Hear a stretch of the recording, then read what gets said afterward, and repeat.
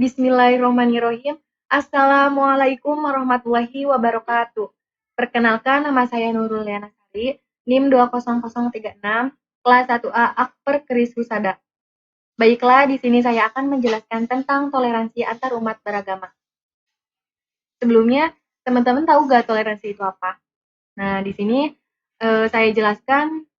Toleransi adalah suatu perbuatan yang melarang terjadinya diskriminasi sekalipun banyak terdapat kelompok atau golongan yang berbeda dalam masyarakat.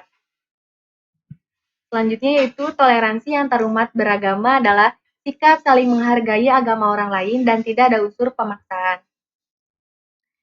Indonesia memiliki 6 agama yang diakui, yaitu yang pertama ada Islam, yang kedua Kristen, yang ketiga Katolik, yang keempat Hindu, yang kelima Buddha, dan yang keenam Konghucu. Setiap agama memiliki tempat beribadahnya masing-masing. Umat Islam beribadah di masjid, umat Kristen dan Katolik beribadah di gereja, umat Hindu beribadah di pura, umat Buddha beribadah di wihara, dan umat Konghucu beribadah di kelenteng. Di sini juga tidak ada toleransi dalam hal keimanan dan ibadah. Firman Allah dalam Quran surat Al-Kafirun ayat 1-6, yang artinya, katakanlah, hai orang-orang kafir, aku tidak akan menyembah apa yang kamu sembah, dan kamu bukan penyembah Tuhan yang aku sembah, dan aku tidak pernah menjadi penyembah apa yang kamu sembah, dan kamu tidak pernah pula menjadi penyembah Tuhan yang aku sembah, untukmu agamamu dan untukku agamaku. Isi kandungan Quran Surat Al-Kafirun ayat 1-6.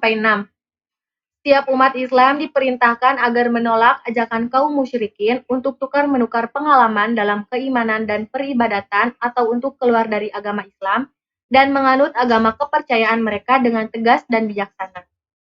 Selanjutnya yaitu setiap muslim harus bertekad dan berusaha secara sungguh-sungguh agar selama hidup di alam dunia ini senantiasa meyakini kebenaran agama Islam yang dianutnya dan mengamalkan seluruh ajarannya dengan bertakwa kepada Allah Subhanahu wa Ta'ala.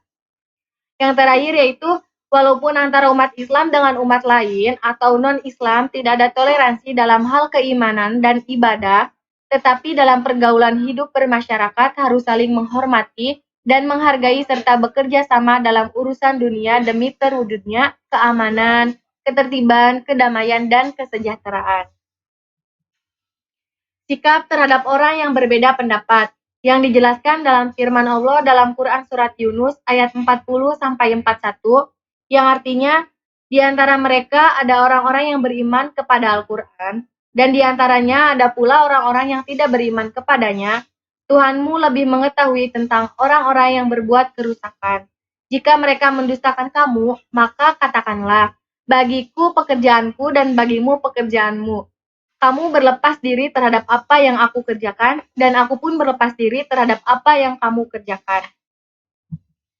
Isi kandungan Quran Yunus ayat 40-41 yaitu umat manusia yang hidup setelah diutusnya Nabi Muhammad SAW sebagai Rasul terakhir terbagi menjadi 2 golongan, yaitu golongan yang beriman terhadap kebenaran kerasulan Nabi Muhammad SAW dan golongan yang mendustakan kebenaran kerasulan Nabi Muhammad SAW. Selanjutnya ada Allah mengetahui terhadap sikap dan perilaku orang-orang yang beriman maupun orang-orang yang tidak beriman atau kafir. Dan dalam menghadapi orang yang tidak beriman, umat Islam harus berpendirian teguh dan yakin akan kebenaran agama Islam. Yang terakhir yaitu ada tentang kebebasan beragama yang dijelaskan dalam firman Allah dalam Quran Surat Al-Kahfi ayat 29, yang artinya, dan katakanlah, kebenaran itu datangnya dari Tuhanmu, maka barang siapa yang ingin beriman, hendaklah ia beriman. Dan barang siapa yang ingin kafir, biarlah ia kafir.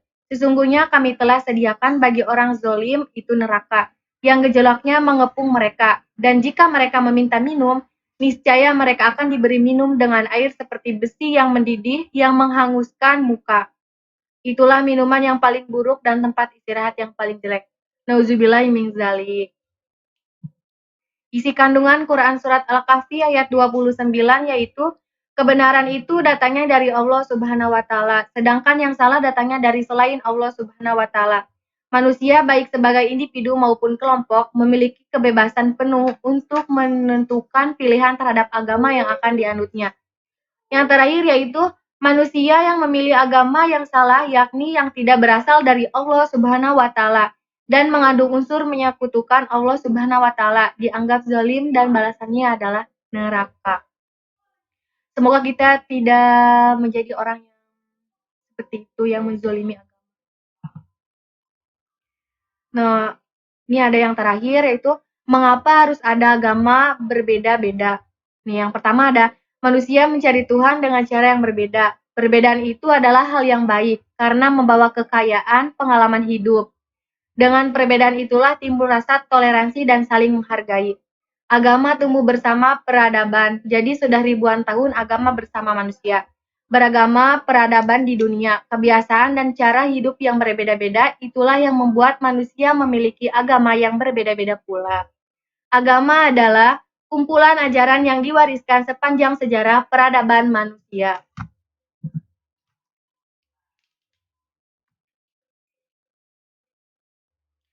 Menurut ilmu pengetahuan sangat berperan penting dalam kehidupan manusia. Sebelum ilmu mengetahui berkembang, agama memegang peran penting dalam menjawab persoalan alam dan kehidupan manusia. Jadi munculnya berbagai macam agama itu adalah jawaban terhadap beragam persoalan hidup kita. Mungkin cukup sekian penjelasan toleransi antar umat beragama dari Nurul. Kurang lebihnya mohon maaf. Wabillahi taufiq wal hidayah. Wassalamualaikum warahmatullahi wabarakatuh.